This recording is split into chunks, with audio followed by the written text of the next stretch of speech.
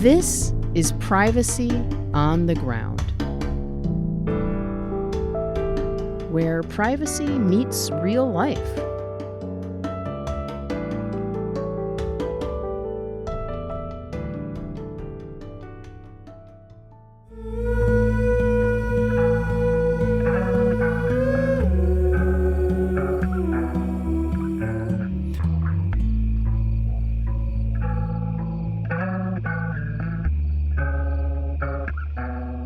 I didn't feel safe putting all this work and sharing my language, the language of my whānau, my ancestors, on a platform which wasn't guaranteed that it will be protected and treated properly. We didn't know where the data would go or whatever. Te Mihinga Komene got her start learning Te Reo Māori at age 10 or 11. It was an immersive undertaking, a communal effort that touched her entire family. She was quick to learn and appreciate the language of her ancestors, a language that is inextricably woven together with culture, song and dance, family, and deep-rooted tradition. Her appreciation turned into her lifelong profession as a language and culture educator and author. She has dedicated much of her life to fostering the acquisition, revitalization, and reclamation of her language and culture. Te Mihinga Komene's knowledge and experience has made her a sought-after expert, including when it comes to development of technical applications and tools used for translation of Te Reo Māori. She has contributed countless hours over the years to projects operated by tech companies. Some of that work has been done on an entirely volunteer basis without pay. She and others in her community have provided their knowledge to help translate tens of thousands of words in the hopes of lending cultural context to the development of products and services they knew would affect not only the accuracy of the translation tools, but their language, culture, and community itself.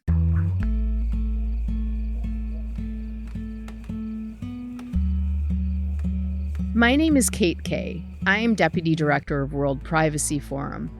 If you've gotten the chance to listen to previous episodes of Privacy on the Ground, you've heard and learned about the deep cultural meaning that data collection and use has for some Indigenous communities. Our first few episodes have featured Indigenous leaders discussing data practices and data sovereignty in relation to genomic research, to farming food and seeds, and to archival information and librarianship. If you haven't listened to these talks, I encourage you to take the time. You won't be sorry. At World Privacy Forum, our focus, of course, is on data use and data privacy. But connections between data privacy and Indigenous data sovereignty may not be obvious. So, why have we focused on Indigenous data practices and sovereignty to kick off our Privacy on the Ground podcast? Well, I might put it this way.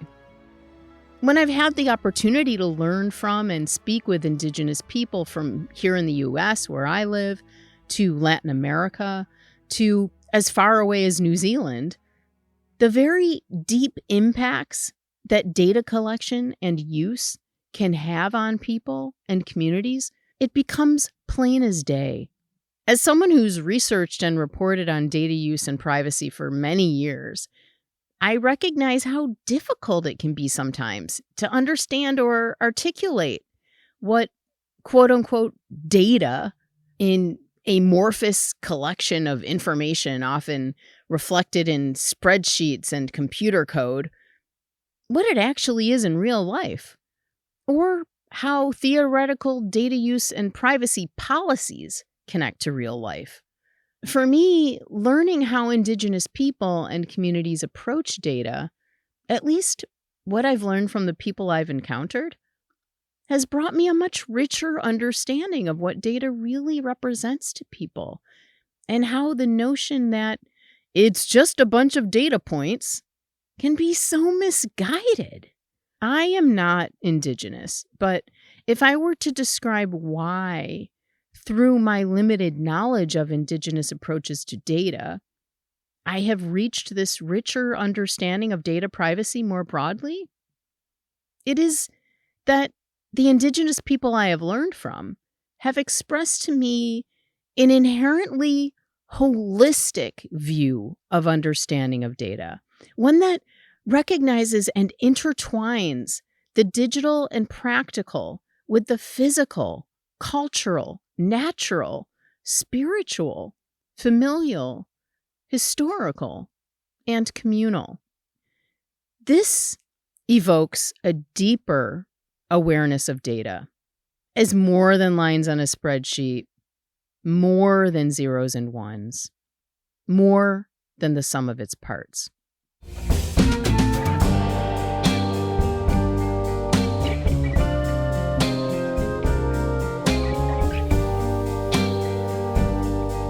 So back to Te Mihinga Komene. She and I spoke in June 2024 in Rio de Janeiro. We were in Brazil for the Association on Computing Machinery's Fairness, Accountability, and Transparency Conference. Known as FAccT for short, the conference has become an important one in the world of ethical and responsible AI, bringing together scholars and practitioners from around the world who are interested in fairness, accountability, and transparency in socio-technical systems. At the time, Komene had recently shifted the focus of her PhD research toward generative AI. But the transition was not about keeping up with trends. This was an existential one, a recognition of an already emerging reality that generative AI systems, which, as she put it to me, were already dumbing down her language, could drastically alter the ways Te Reo Māori is communicated. What you'll hear in this episode from Komene acts as sort of a bridge between our first Privacy on the Ground series featuring Indigenous leaders and what you'll hear more of in 2025, when we'll often focus on the connection between privacy and AI.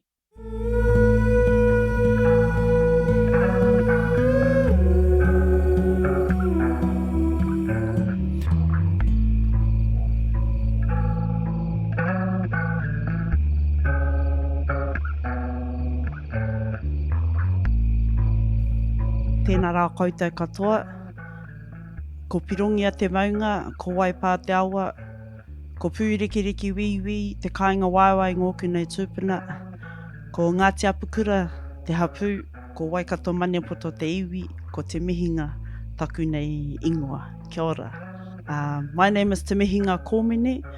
I come from Aotearoa, New Zealand, and I currently reside in Waikato, which is a strong affinity to my tribal territories through my mother's side.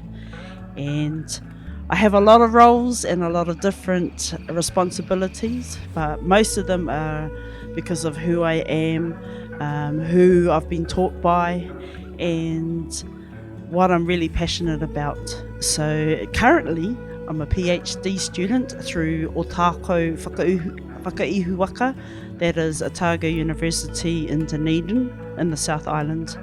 I'm an educator through like a qualified secondary school teacher, but also a Te Reo Māori, a Māori language educator. So when we teach our language, we also teach our culture and in different contexts. So that goes hand in hand with the grammar and everything else, the song, the dance, the whole thing. So I do a lot of stuff around researching our language acquisition, language revitalization, reclamation, a whole lot of projects I've been part of and been privileged to be part of. And also I'm a creative. So I've written a couple of children's books, and I've written or co-designed and co-created a lot of teaching and learning resources for our tamariki, for our children who are in kura Māori, that is total immersion schooling systems, right from early childhood, preschool to high school. Yeah. And a whole other lot of things, but that's enough. Kia ora. I have two brave and courageous aunties that probably in the late 70s through Māori dance, kapahaka, particularly one of them, that when they were at university, one of our most profound and probably who we call the god of Te Reo Māori, Sir Timothy Karetu, started kapahaka performing group at the Waikato University of Waikato, and he only tutored them in Te Reo Māori. It was the one place, a really cool, good way to learn the language, to use the language in a way that provided that space. So my auntie was the lead female performer, and she started to learn Te Reo Māori. And in my family, we are really close. My mother is the youngest of 10 siblings, and all our cousins were probably brought up like brothers and sisters, which is totally common in a Māori way of living and being. And then my cousin was born in the mid-80s, and at that time, the Kohanga Reo movement had started in 1982, and that is the early childhood way of learning Te Reo Māori from the elders. So it was pretty much started by a lot of kuia, female elders, and through that, just with a really grassroots movement initiative, no funding, the kids would come.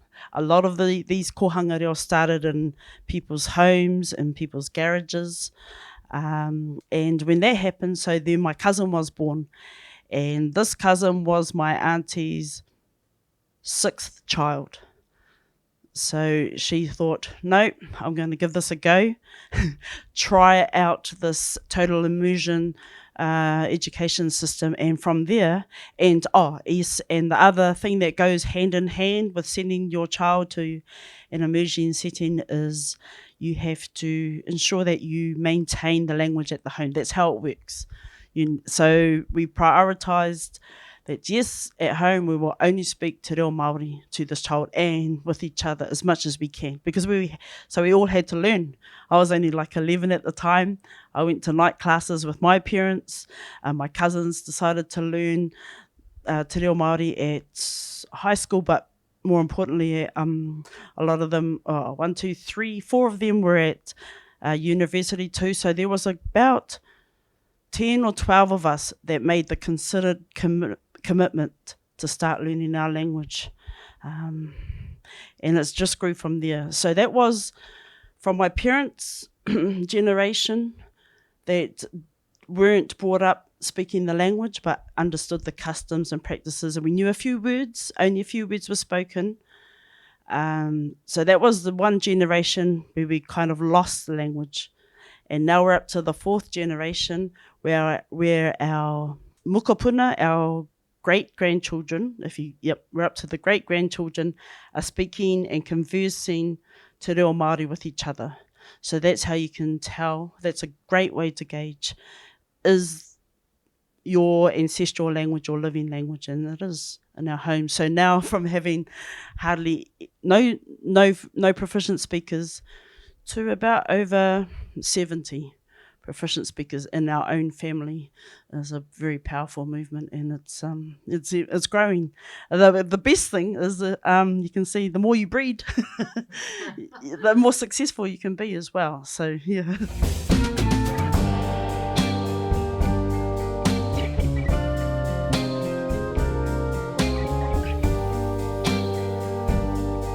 Oh, my name is my grandmother's name, Te Mihinga. It's her middle name. It's also a name of one of our iwi, Ngāti Te Mihinga, which it doesn't exist as such as a place because of land loss, of land confiscation during the land wars in the 1800s. There is no kind of foot stand for Ngāti Te Mihinga, and they had kind of what you call as disbanded. They moved into other tribes, into other iwi.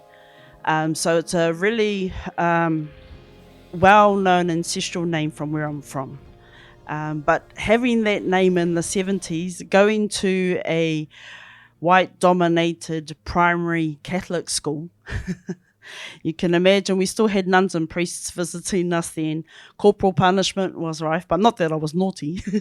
But none of my teachers made the effort or even bothered or even considered Māori culture or how to say my name correctly. So I was always fighting. I was always fighting with my own peers.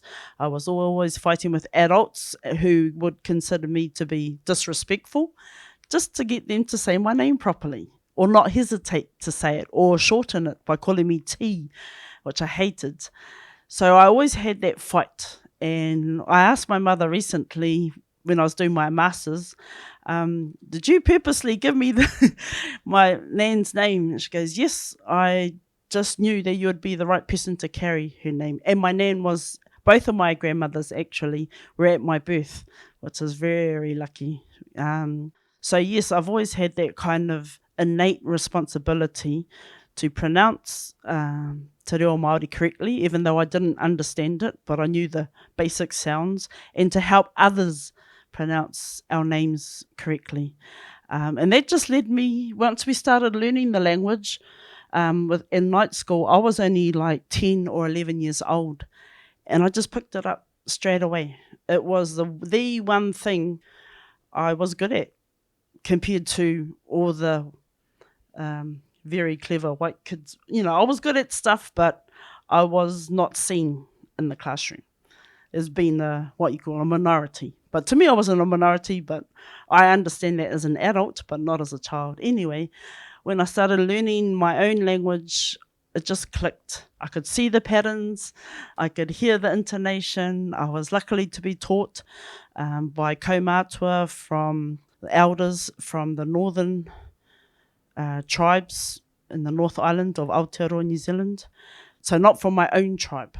And I've had the most amazing, well-known, well sought over after teachers of the Māori language and customary practices right throughout Aotearoa. Because I've lived in a few places, which is another reason why I think it's been my calling with a lot of other people. So going to high school, I went to a Catholic Māori girls boarding school called Hato Hohepa, St. Joseph's.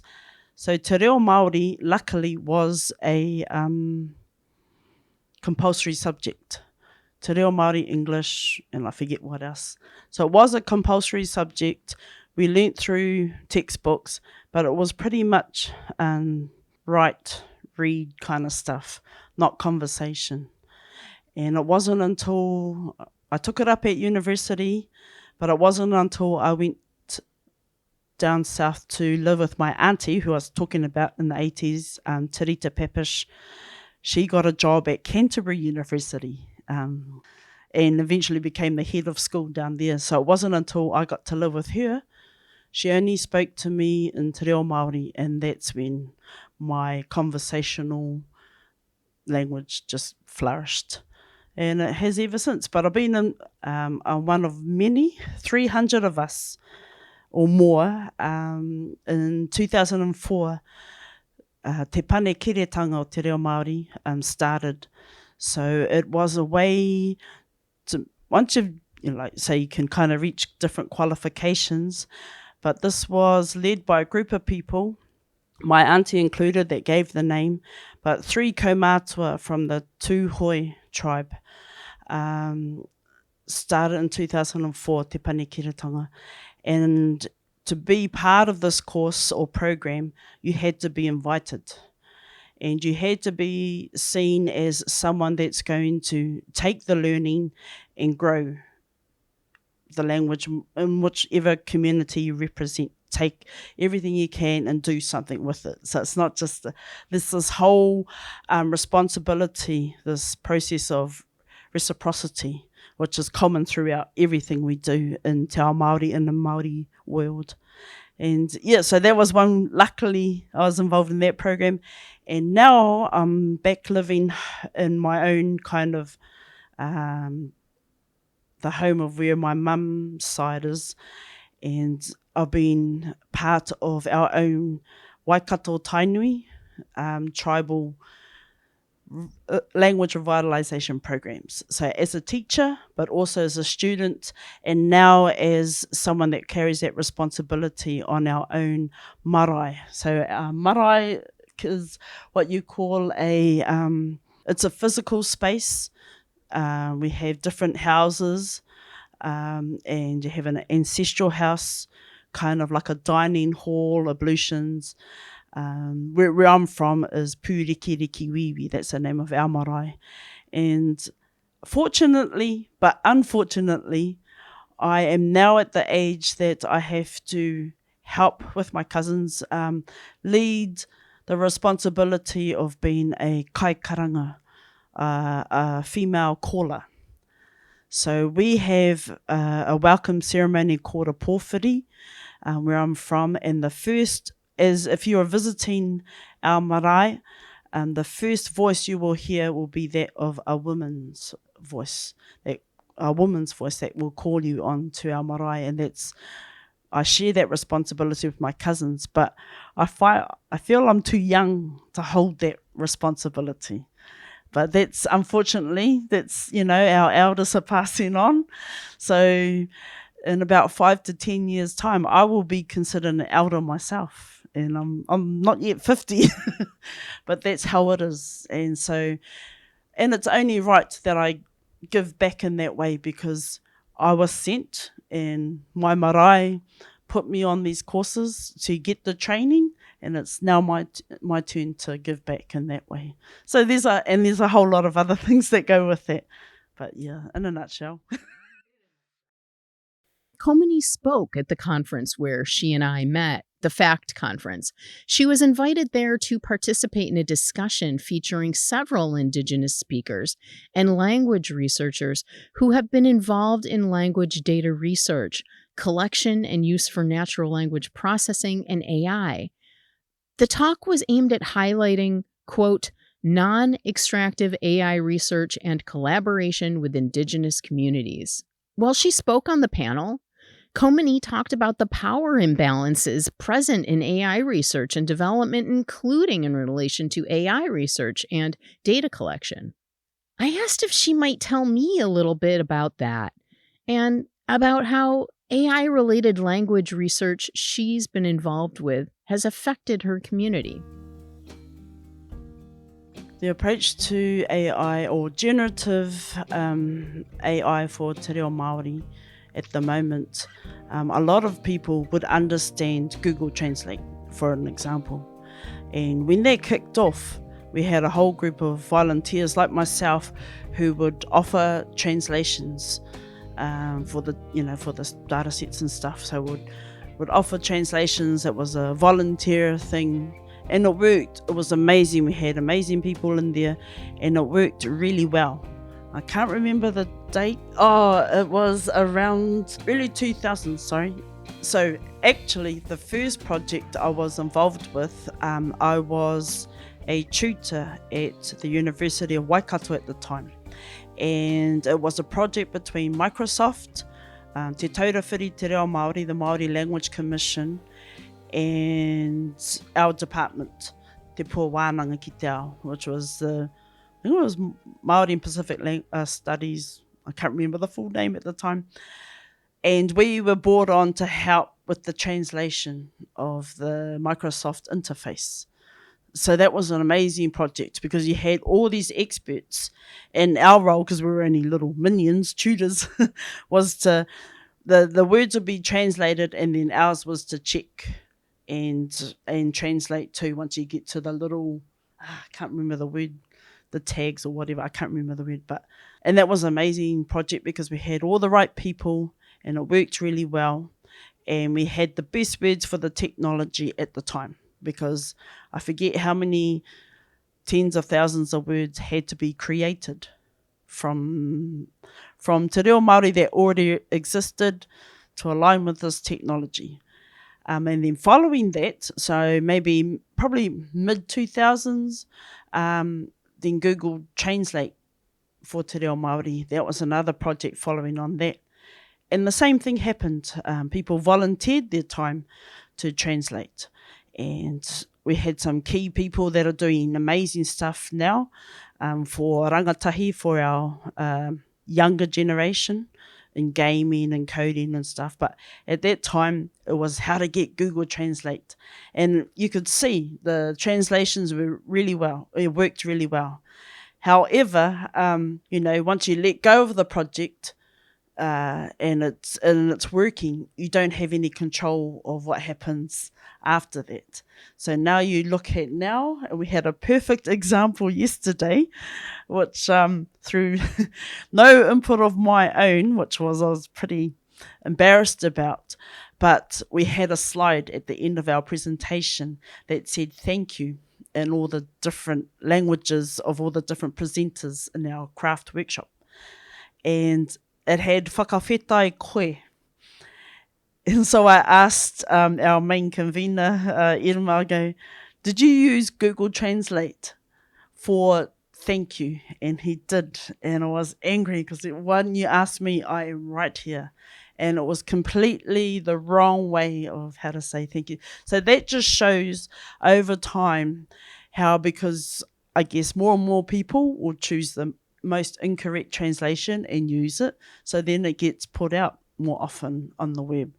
I did try, they used to have an avenue on Google Translate where you could offer better translations and you could rate the translations, but that project kind of stopped and nothing went with it. I would spend hours to try and correct stuff.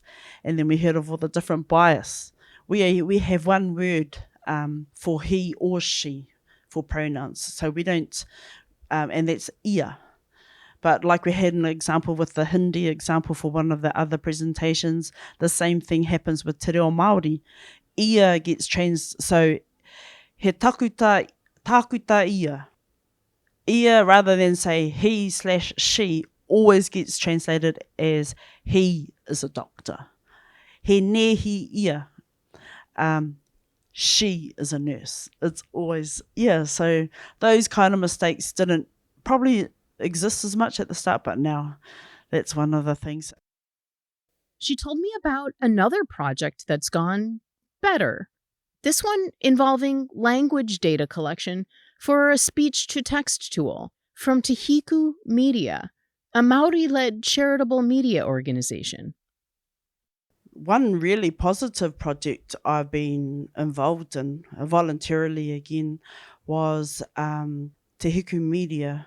They ran a competition because they needed verbal data, I guess, oral data. They need recordings of te reo Māori being spoken in order to produce their speech-to-text tool that I think it's nearly up and running, and it's an amazing tool. So they ran a competition for people. They had a program. They designed a really easy tool to use on a website where you would read out a little phrase in te reo Māori and you would record yourself. And they needed good quality te reo Māori being spoken from a whole group of different people, all ages, all different types of voices, and to get the best program out. And so when I saw, I had a little go at the start, and then they brought in the competition. And I am like a bull with a red flag when I go, oh, it's a competition. Right, now I'm going to get serious, because the prize actually is this phone I have here. I needed a new phone at the time, and I didn't quite have the funds. So this phone is what I won, because what I did was I spent hours recording these phrases for them to get the data for this speech-to-text tool. And I could. And what was really cool is they also had a leaderboard, so I would keep updating. I haven't told them this, but I would keep updating and refreshing the leaderboard until I knew that I was clear ahead of everyone else before the competition finished to ensure I was a share winner. But that was an amazing project. It was a community project that everyone got involved with to help a local and an iwi-based, a tribally based organisation to get the data they needed to ensure that, for this tool. So that was a few years ago. That was pre-pandemic, and I think that the tool should be released shortly, I'm hoping. But of course, it's such a huge project, and it's so expensive to do something like that. That hasn't been produced at all by these big tech companies, because who do they prioritize? What we call major languages like English, Spanish, and that. So that's the biggest disappointment with all this technology, is that we are always missed out. Indigenous languages are always left out because they don't see us as important. And we can stop fighting those big tech companies and think, okay, let's create our own. And that's why I really enjoyed and supported Te Hiku Media's competition and getting that voice recording at the time. I asked Komene about efforts among tech companies to change language research and data collection approaches to be, quote-unquote, non-extractive. Had she seen this in practice in her own experience? The best thing with Te Hiku Media, it is a Māori-led and iwi-led organisation. And they also have what you call, what they've called the kaitiakitanga license. So, which ensures they have over 30 years plus of recordings of their own elders through radio interviews. So they already had all this data, and they wanted to know what we're going to do with this data. And with this kaitiakitanga license, it ensures that they themselves as an organisation are only like guardians of the data, but everything goes back to the whānau, the families and the tribes, the iwi, of where the data comes from. So they are keeping it safe, if you will, online, and they're ensuring its safety. And so that is something I'd support hands down no matter what. Whereas those kind of guarantees don't exist with big tech companies. For example, and I gave this example yesterday, the Duolingo project that we were amping to be part of, and that was another competition that was run. They had an incubator competition, and you had to get people voting for your language to be part of this incubator project. So, of course, I saw the leaderboard again. Te Reo Māori was very low on the list. And through Twitter, through the medium of Twitter, and sharing that idea, because this was pre-Elon Musk owning it, it was probably one of the main Te Reo Māori communities that I helped promote and instigate on Twitter, getting people speaking and using Te Reo Māori on Twitter, which is a really great platform when that came out originally. So once things change and change ownership, you have no kind of say in how it goes. Anyway, getting back to this competition, we got it approved to the incubator stage. We had some mean connections at Duolingo itself through one of our own media mates, and through another well-known Te Reo Māori activist and broadcaster. She got hold of me, and we had about 6 of us, 4 of us at the time, but we got up to about 6 of us that were really keen in getting this done. But we knew of our whanaunga, our relatives, our kanaka kanaka iwi relatives, and they didn't have the best experience when they got their language on Duolingo platform. So we had initial talks with them, and we came away thinking, right, what we need to do is have some kind of memorandum of understanding that yes, whatever data you get from us content, it should stay with Māori.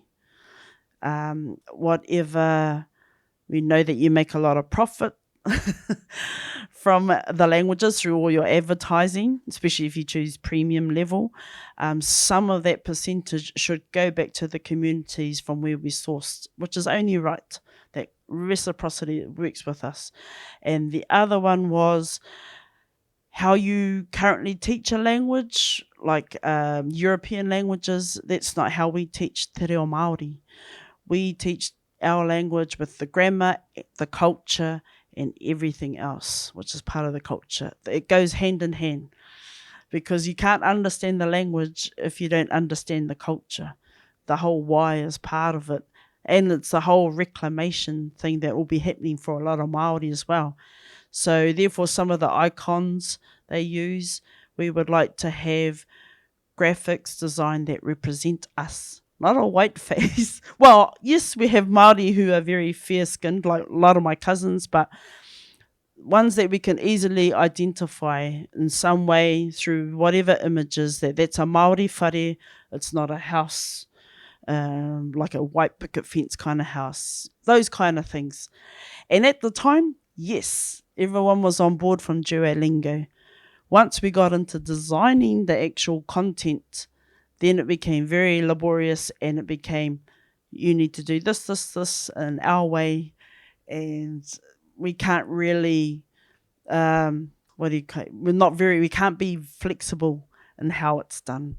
So I had to pull away at the time. I also had to do my master's project because it was taking over 25 hours of my own voluntary time, unpaid, whilst having a full-time job, while studying full-time, and family and other commitments. So you can think of all of us have really busy lives, and then how can a multi-million-dollar company not pay people to do, so it's just only right. And it just didn't seem right, and I didn't feel safe putting all this work and sharing my language, the language of my whānau, my ancestors, on a platform which wasn't guaranteed that it will be protected and treated properly. We didn't know where the data would go or whatever, even though it was good at the start, and then funnily enough, the pandemic hit, so I'm not sure where that project is at the moment. I wondered if she might tell me more about the contractual agreements made in relation to the Tihiku Media Project. It's a straight up, we have a word or a concept that is pono, and it's about your integrity and transparency. And if you're going to say you're going to do something, that you hold true to what you say. Or if not, you're open and honest about why it didn't happen before it gets to a dire state. So that kaitiakitanga license ensures and guarantees the people from whence the data comes from, that yes, we're going to look after it, and yes, it's still the ownership as such is still with you. We don't own it. We won't profit off it. We're a non-profit organisation, but what happens is your data will help empower future generations to come, because they'll have this key resource of authentic Te Reo Māori being spoken by their kaumātua. So I think we're really, if you put that down, it's in paper, or on paper, sorry, it's online as well, so you can find it, you can search for it, and it's spoken, the spoken truth, that's enough. Because if you don't uphold that from your part, then that diminishes your mana.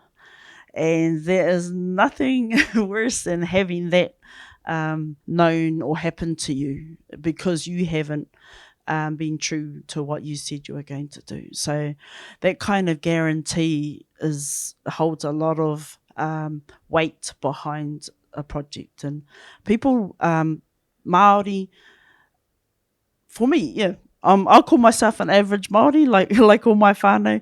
Yes, we'd hold them to it too, because you don't want to see what the consequences could be if you don't stay true to that. And yeah, that kind of words holds well and keeps well with us. In an earlier talk, Komene had told me about a recent shift in the focus of her PhD work toward generative AI and its potential impact on her language and culture. I asked if she might share a bit about that. So my PhD proposal, which my supervisors are going to hammer me for because I haven't written much at all, I'm still at the exploratory stage, my first year into it. And in my proposal, which builds on from my master's, is looking at different avenues, technology that allows our language to thrive and flourish, because it needs to be at that state for it to exist and sustain in our future generations. It needs to be present, it needs to be accessible, it needs to be freely available to our own people. And so I was looking at, in particular, how Te Reo Māori is used, how proficient speakers of Te Reo Māori use different platforms to converse and promote and speak to each other in Te Reo Māori. We have an amazing group called Ngāti Gaming in the south, and there's a Ngāti Gaming type gamers that use Te Reo Māori, learn Te Reo Māori on the Twitch platform. And we have a couple of Facebook groups, the same thing, use Te Reo Māori in that way. So I was going to interview key people from those different groups. And that proposal happened before Chat GPT became public in Aotearoa last year. You know, it really went, oh my gosh, what's happening here? So that's why I decided, okay, this is going to be big. This is going to be, the intention. It's like a tool, really, that it's going to be so much easier for people to use. We've already seen how, because of how fast it is, the Icelandic language has taken up ChatGPT as a way to help sustain and revitalize their language as well. So that they're probably leading the space, the space in that way. So yeah, that's where I'm at the moment. What kind of ways can we use, and what do we need to be aware of first? But how do we produce these tools ourselves? We don't have nowhere near the millions or hundreds of millions that you need, like they do, the companies, big tech companies do, to produce our own. But what can we take from that? What kind of ideas or setup or structures that, so that we do have our own Chat GPT reo for our own tribe? Because that's the biggest issue at the moment, is that it's kind of dumbing down our language. Our language is not in context. It's taken out of context. It's only providing, it's like a one-eyed kind of view of how much more our language could be. It doesn't take into consideration our figurative language, for instance. It's very textbooky. It's very, I went to the shop kind of stuff. So it misses out the most beautiful language that we have, because yes, all our songs, all our kind of karakia, incantations, all that stuff are very taonga, are very tapu, like sacred, that we wouldn't want that to be online anyway. But if we had our own and control of our own, then maybe we could, and if that was highly protected.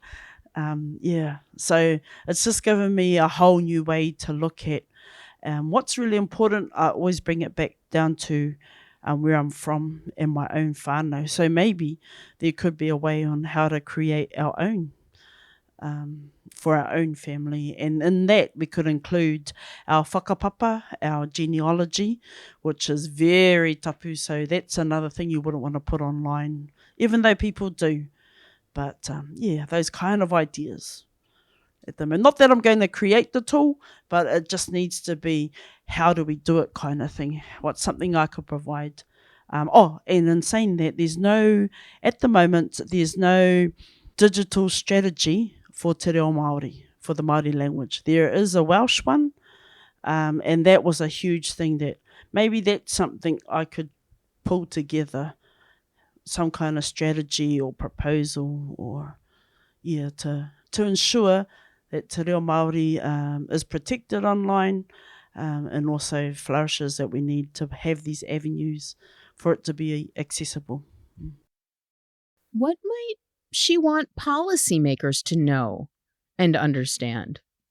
For policymakers, or those that have the power of the budgets, revenue needs to be clearly put aside to ensure that Te Reo Māori it needs to be heavily resourced for a lot of these digital projects, or more collaborative approaches between companies, academics or researchers, government. Like when we first did Microsoft, that was a great, I'm not sure how expensive it was or whatever like that, but that kind of collaboration we can see that has a lot of benefit.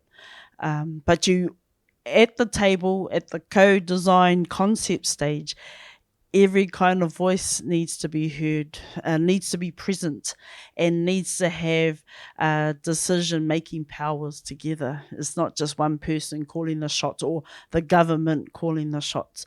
If not, maybe we just try and create things ourselves. We've got enough clever Māori innovators that can. And so I would like them to know that people assume that we're in a good place with our language, but we're still at the endangered, if you look at the UN kind of levelling of, we're still sit in the endangered kind of way. So we've got to get rid of those assumptions. There's still so much more we need to do. And that is the same for other Indigenous languages. They are always missed. Each kind of country has a responsibility. I forget the figures on how many languages will die by the end of this century, but it's in the thousands.